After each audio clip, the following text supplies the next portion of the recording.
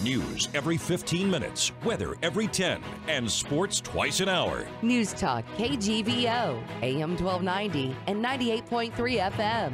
You're listening to Montana Morning with Peter Christian. More evacuations from the Lolo Peak fire, and Highway 12 has a roadblock. Good morning, everyone. Montana Morning for Thursday, August 24th, 2017. Right now, we have smoky haze in the Missoula Valley. We have a very warm 63 degrees in Missoula right now. Our newscast sponsored by Dig It Excavating, bringing 30 years of excellence to every job. Call 214-4292. We do have an air quality alert till 9 o'clock this morning. Hamilton, Frenchtown, and Missoula all experiencing unhealthy. For sensitive groups, air quality, Seeley Lake is hazardous at this time. Our top story this morning, the Ravalli County Sheriff's Office issued new evacuation orders last night for residents near the Lolo Peak fire. Ravalli County residents west of Florence, Carlton Loop, south to One Horse Creek Road, and west of Highway 93 from One Horse Creek Road to Sweeney Creek Loop are now under a mandatory evacuation order, which means they should leave their homes immediately if they haven't already. The area includes Sweeney Creek Loop north of and including Outback Road, Wood Tick Hollow, Sweeney Creek Trail, Upper Sweeney Creek Loop, Hill Drive, Kepland Lane, and Smith Fork.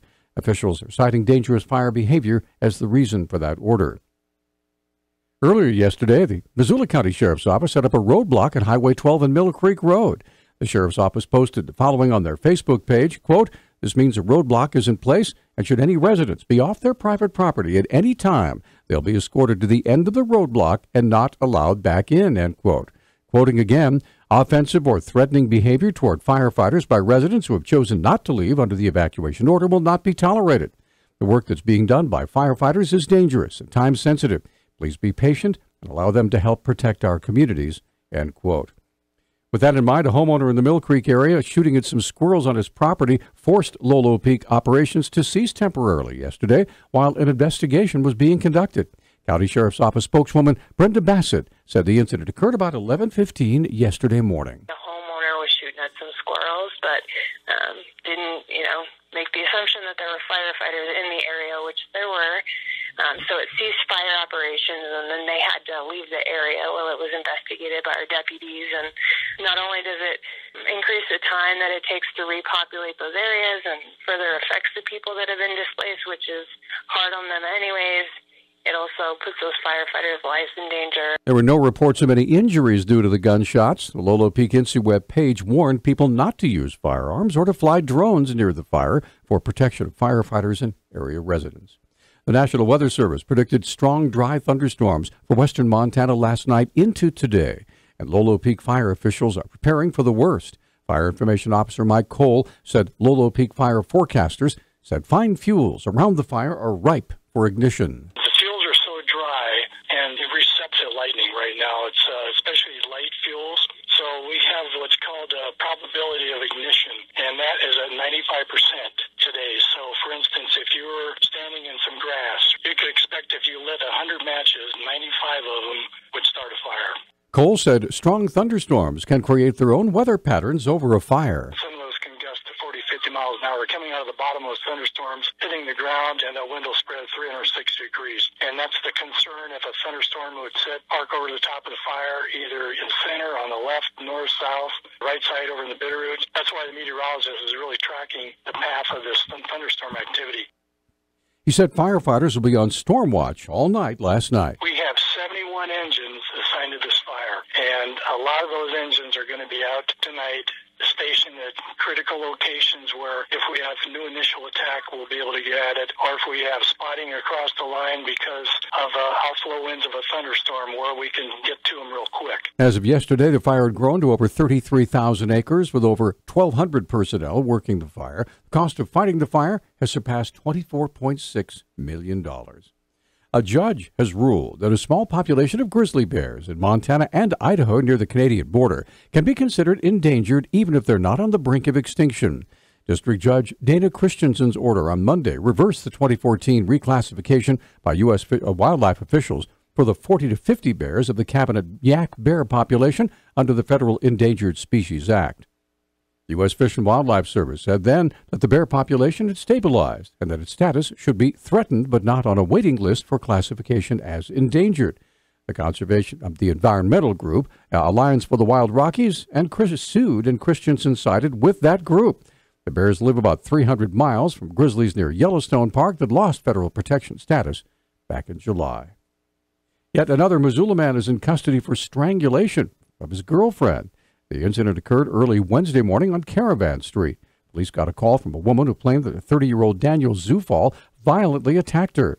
Missoula police spokesman Travis Welsh explains. It started out as an argument when the suspect came home after being out without the victim. The suspect became more and more angry until the point that he ran from another room and tackled the victim to the floor, and then used both hands and then later a single hand to impede her breathing by putting them around her throat. The woman was able to break away from Zufall, but her foot was cut open during the struggle. She ran to her sister for help. Meanwhile, Zufall inadvertently drove right into police custody. The victim's sister's boyfriend actually got the victim's cell phone back for her and convinced the suspect to leave the residence. And he had just pulled into the gas station there where another officer was fueling his own vehicle. The officer who was there recognized him. The description and also a vehicle description had gone out over the radio. Zufall is now facing 6 charges, including 2 felonies. On top of the felony assault, Zufall added felony criminal mischief after apparently damaging his girlfriend's vehicle. A man accused in a Montana carjacking has been arrested in Utah. The Independent Record reports Eddie Sanchez is in custody in Salt Lake City on warrants stemming from the Sunday carjacking in Helena. Authorities say Sanchez was in the stolen car when he was found Tuesday in Utah. His felony charges include robbery, aggravated assault, and criminal endangerment. Officials believe Sanchez was involved in a police pursuit and crash in a different vehicle early Sunday morning in Helena. The suspect in that incident ran away after the crash.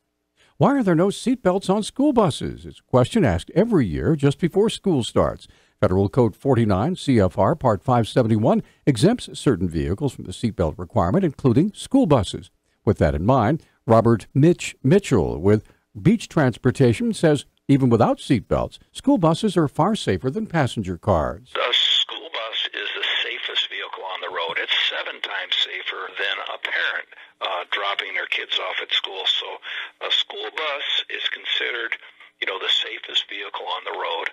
And I know that there's a lot of dialogue and a lot of people talking about adding safety measures of seatbelts. Mitch said the final decision on putting seatbelts on school buses must be made by state and local governments. There's a lot of folks that believe this compartmentalization concept is safe. And then there are a number of people that believe that children would be safer with seatbelts. And so at Beach Transportation, we're going to let those people make those types of decisions. And whatever the state or our local city government or school board comes up with, we'll embrace that and move forward with it. School starts Monday for Missoula District 1. Newstalk time 6:13. Newstalk, KGVO. Missoula's official weather station. Partly to mostly cloudy skies today with high temperatures in the mid to low 80s. The threat of showers and thunderstorms will stick around for us into the afternoon with wind gusts as high as 30 miles per hour. I'm meteorologist Brooke Foster for Missoula's KECI 13.